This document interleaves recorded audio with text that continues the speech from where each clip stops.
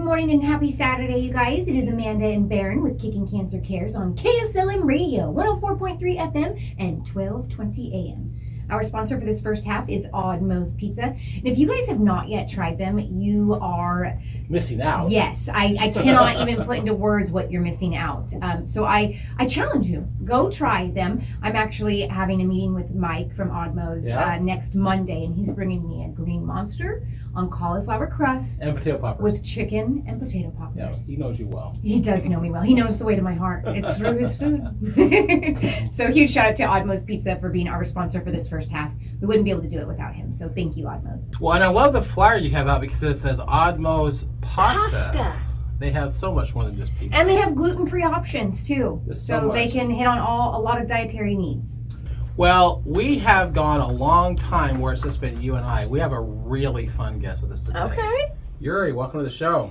Thank you. I'm glad to be here. Really excited. Tell our listeners that don't know who you are, who are you? What do you do here in the community?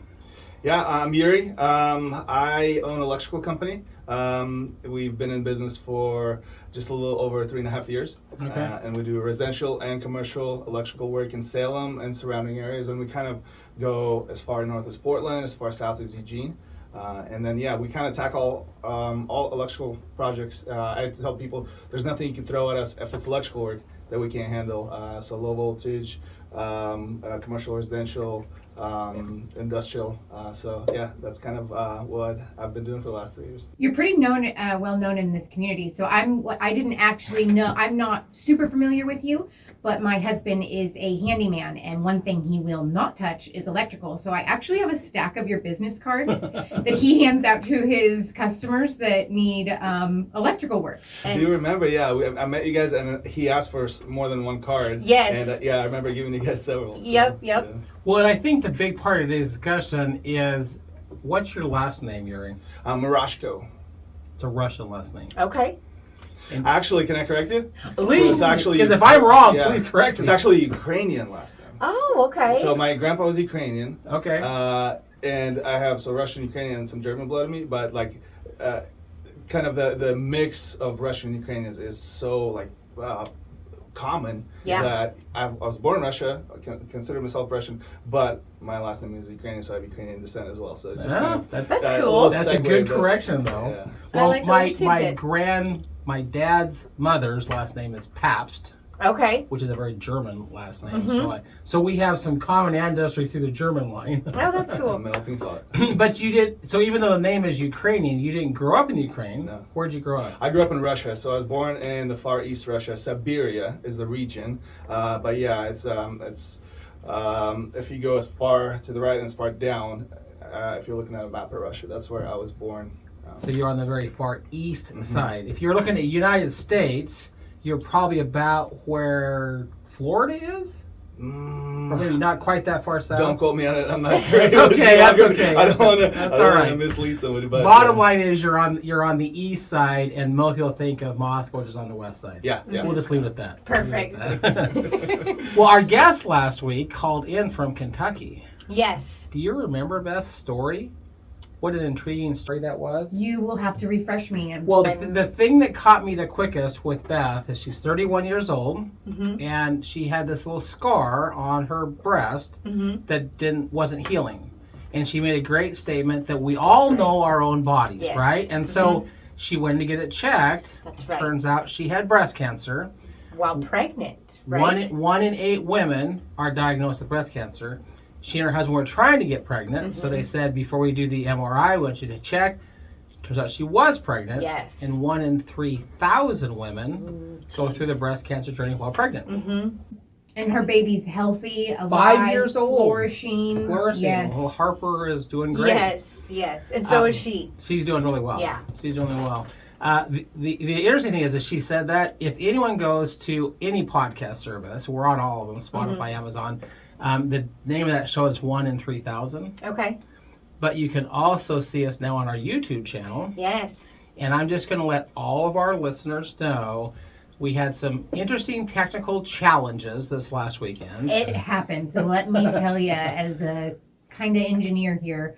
Yeah, well, Ashley's doing an amazing job with the show. She called me almost in tears because she spent hours editing that show, and then technology wasn't her friend. I get it. That show will come out. I get it. That show will come out on YouTube, but it's already on a podcast. Perfect. So, we have been bringing you 100 Z's Fighting Foods. Yes.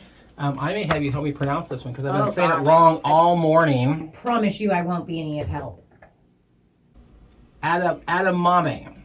Edamame. Okay, you said it worse than I did. See, I'm not good at Well, here's the bottom line. It's a soy. Looks like a pea. It is a pea. Okay. Okay. It's actually a source of soy. Okay. And it says soy is a misunderstood food. And this is in quotes. There's this misconception that any soy foods can cause hormone-related cancers. That's a misconception. Okay.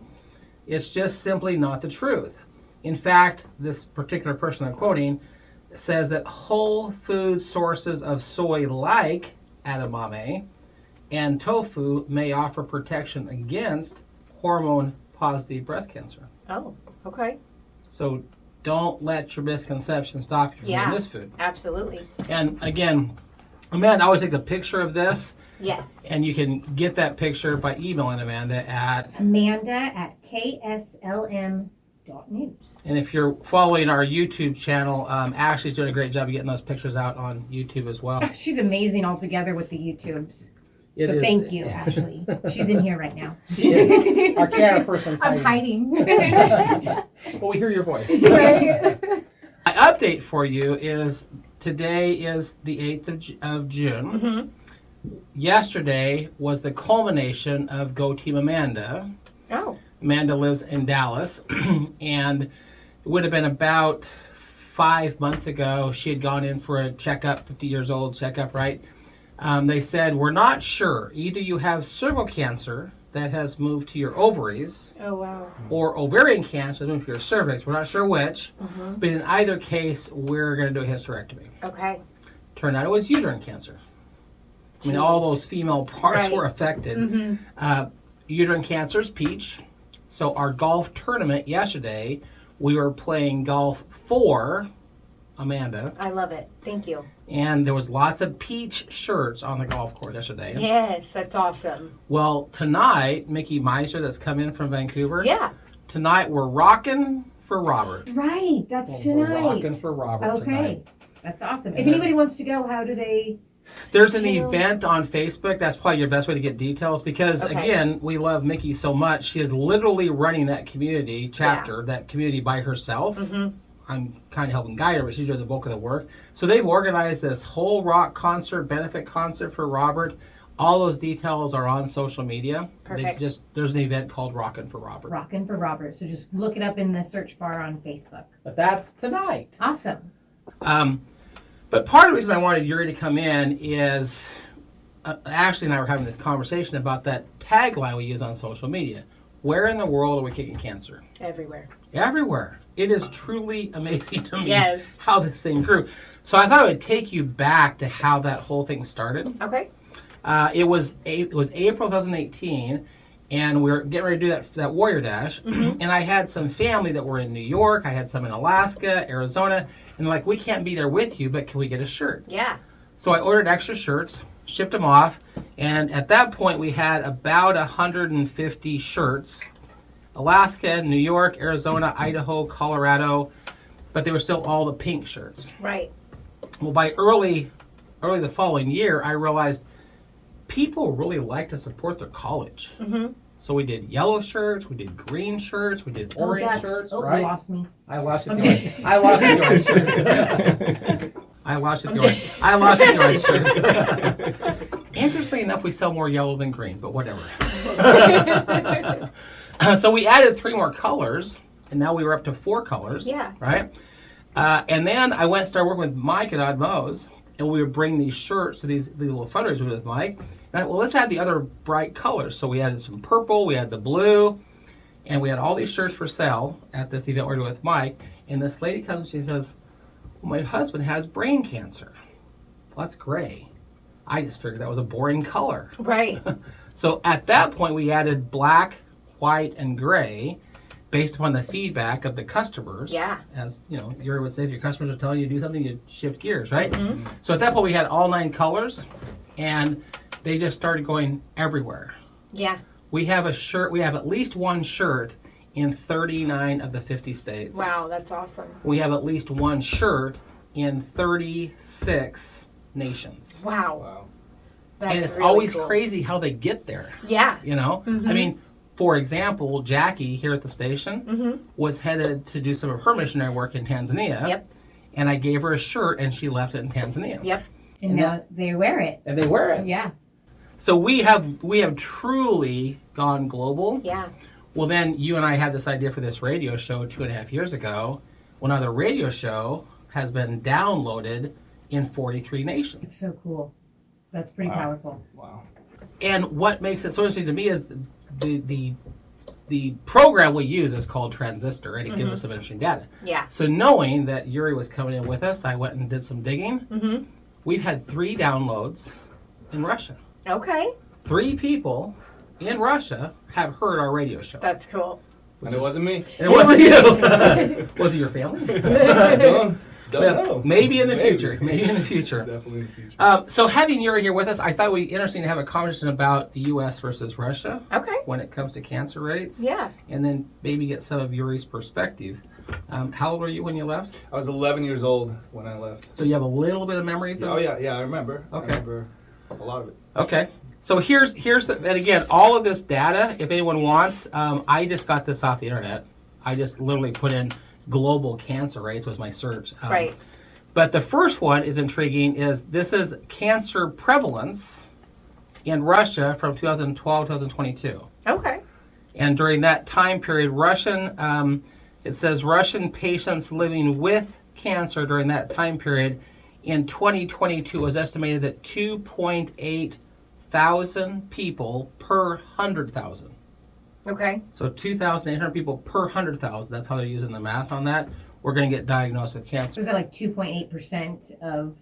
Now the percentage would be different than that because it's per 100,000 Okay. people. Okay. But to get perspective on that, in the U.S., it's 440 people per 100,000. Oh. In Russia, it's 2,800 people per 100,000. Whoa. So almost what, five times? Almost 5, 6, 7, about 7 times more prevalent Wow. in Russia. Okay, keep going. Now you've got me hooked. And to get your percentages, 440 per 100,000, that is 0.006%. Okay. Okay? In Russia, it's 0.028%. Wow. Okay. So it's a much higher percentage Yeah. of the Russian population. Yeah. And if we're going to compare, let's compare evenly, Mm-hmm. right? So that one caught my attention. Yeah. There's a lot more Russians getting cancer than the United States. Why? That's a good question. I'm hoping Yuriy will have some. Since I was already there, what the American Cancer Society does well is data. They do a Yes. great job with their data. So here's a really scary number. 2022, that's as accurate as they can be. Mm-hmm. Globally, 20 million people were diagnosed with cancer Wow. in the world In just that 1 year. in 2022. Wow. 20 million people globally. That's terrifying when you put it like that. And globally, for 2022, 9.7 million people died from cancer. Wow. So almost half. Yeah. Now, again, big numbers are big numbers. Right. So what is 9.7 million?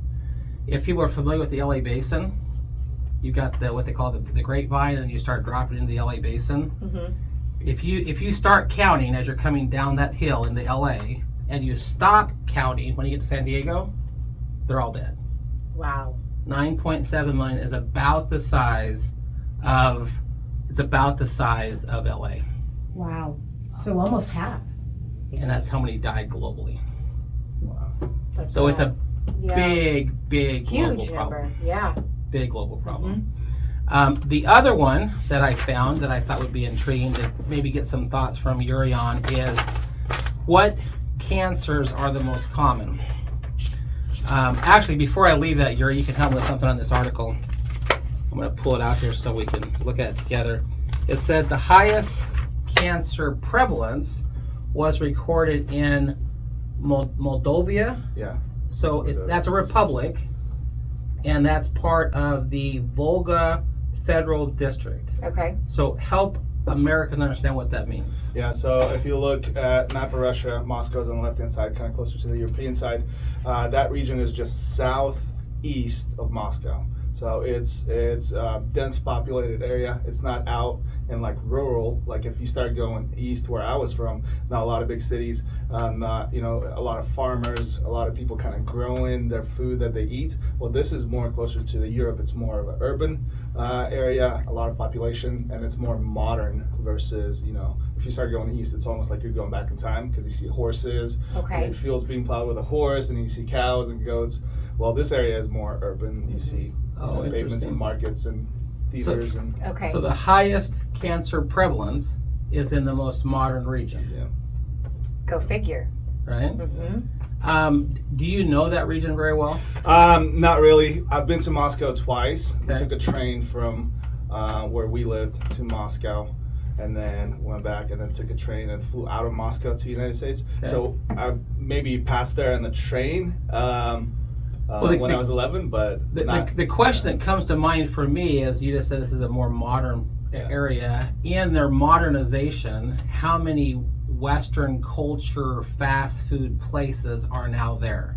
Yeah. How many McDonald's? How many KFCs? How many Circle K's? How many 7-Elevens? Is it that modern? Yeah.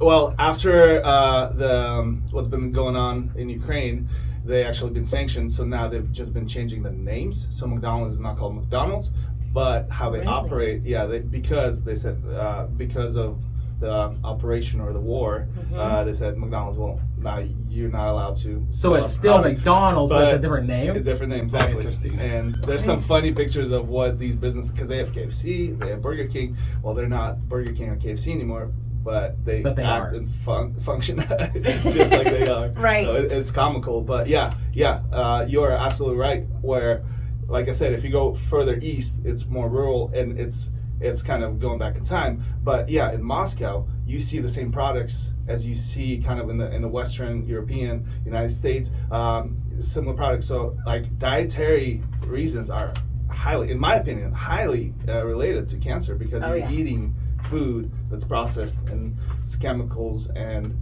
poison. You are what you eat. Yeah. And that's going to tie into something I brought in later. So we didn't talk about that, but that's going to tie in really well. Okay. I think it's what you just said, because again, I didn't know where these regions were, and I was going to go do the research. I'll just ask Yuri when he gets here.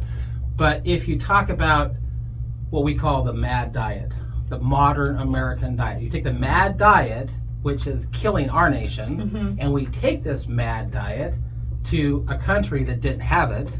But as they began to modernize, we said, well, you're a modern country. You should have a McDonald's. You know? Yes. And now we're killing their nation too. Yeah. But if you go east, where you grew up, they didn't have that. And so they're probably healthier because they're still living off the land. Which example of that is when we came over to America, we had to go through like a medical examination. And the doctors were telling my parents, you guys are so healthy. Your kids are so healthy. And the reason for that was because we were growing our food and we're eating what we're growing. So we're eating organically. Yeah. We didn't know that we were eating organically. We didn't have the terminology. Right. But It's just over what you did. It's what you do. If you don't grow food, you don't survive. So like Right. every summer we would be in the potato fields, growing the potatoes, and then we'd put them in these bins in the basement, and that's what we'd eat the whole winter. And then we would have a huge garden, so cucumbers, tomatoes, all this stuff is what we would eat. So we were so healthy because we were eating organically. Yeah, you were growing your own food. Isn't that crazy? It is crazy, because I think we've looked at a lot of different countries and their food options, and it seems like the ones that are off grid and that grow their own food, their survival rate and not getting cancer and getting sicknesses is much better in their favor by far. And so you look at our food system and it's like, okay, we are what we eat, and there's proof. Yeah. Well, here's the other interesting, because this is a show clear full of shocking facts for you. Okay. Clear full of it. So this is a graph that shows, and I'll turn it so the camera can actually see the graph, but this is new cases over here in Russia, and this is 2012, and then over here is 2022. Wow. Pretty sharp climb. Whoa. Pretty sharp climb. Too sharp of a climb. So once again, I try to have apples for apple comparison. Yeah. So if I take that exact same time period, in the United States, there was a 22% increase during that time period. Okay. But in Russia, it's a 34% increase during that time period. Wow. Now, given what Yuriy just said, you take the big regions that where the bulk of the population's at, that's going to skew your numbers because of the bulk of the population is there. Mm-hmm. But we modernize those newer areas and we bring in modern food Yeah. and we begin killing people off. Not yes, literally, but I don't think it was the objective to go in there and kill them off. That's not what I'm trying to say. Yeah. Clarify my statement. It wasn't the objective to put these in here and kill them off. Yeah. But that was what happened. Yeah. That was the result. Well, and it's just scary that we're literally eating poison. There's proof in the pudding. I mean, it's terrifying. Yeah. It really is. Somebody said, a quote, America is one of the few countries where you have to pay extra not to have poison in your food.